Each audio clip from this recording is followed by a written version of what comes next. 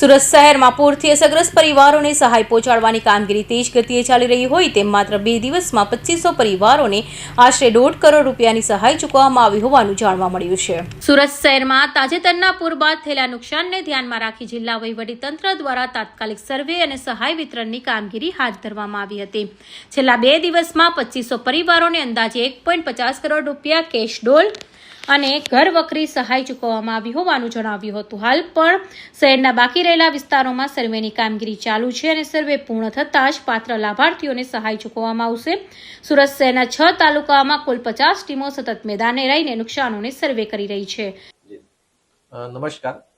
સુરતમાં જે 6 તારીખ અને 7 તારીખ જે ભારે વરસાદ વરસ્યો અને પછી જે પરિસ્થિતિ ઉદ્ભવી જેમાં ઘણા બધા વિસ્તાર પાણીમાં ગરકાવ થઈ ગયા હતા। ખાસ કરીને જે રેસિડેન્શિયલ એરિયા એટલે કે રહેણાંકના મકાનો કે જ્યાં પાણી ભરાઈ ગયા હતા ત્યાં આજથી ગઈકાલથી કેશ ડોલનું વિતરણ શરૂ કરવામાં આવ્યું છે અને કેશ ડોલની સાથે સાથે જ્યાં આ રીતે પાણી ભરાઈ ગયા હતા અને ઘરવખરીનું નુકસાન થયું છે ત્યાં ઘરવખરીની પણ સહાય આપણે શરૂ કરી દીધી છે।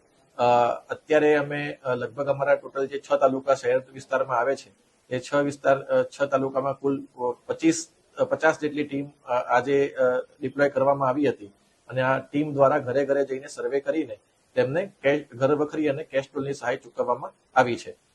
અત્યાર સુધીનો આંકડો જોઈએ તો લગભગ અત્યાર સુધીમાં 2500 જેટલા ફેમિલીને 1.5 કરોડથી પણ વધારેની સહાય કેશની અંદર અત્યારે ચૂકવી દેવામાં આવી છે। હજુ પણ ફિલ્ડમાં ટીમ કાર્યરત છે। જે વિસ્તારમાં હજુ સુધી ટીમ આવી નથી અને જે વિસ્તારમાં નુકસાન થયું છે તેમણે બિલકુલ ચિંતા કરવાની જરૂર નથી। અમારી આ ટીમનો સર્વે અને જે વિતરણ છે એ આગામી દિવસોમાં પણ ચાલુ જ રહેવાનું છે અને જ્યાં સુધી સંપૂર્ણ વિતરણ પૂરું નહીં થઈ જાય ત્યાં સુધી આ ટીમ કામ કરવાની છે। જે વિસ્તાર બાકી રહી ગયો છે એ ચિંતા કરવાની બિલકુલ જરૂર નથી। આજે ફક્ત પહેલો દિવસ હતો અને શરૂઆત કરવામાં આવી છે અને હજુ પણ આ કાર્યવાહી અમારી ચાલુ રહેવાની છે।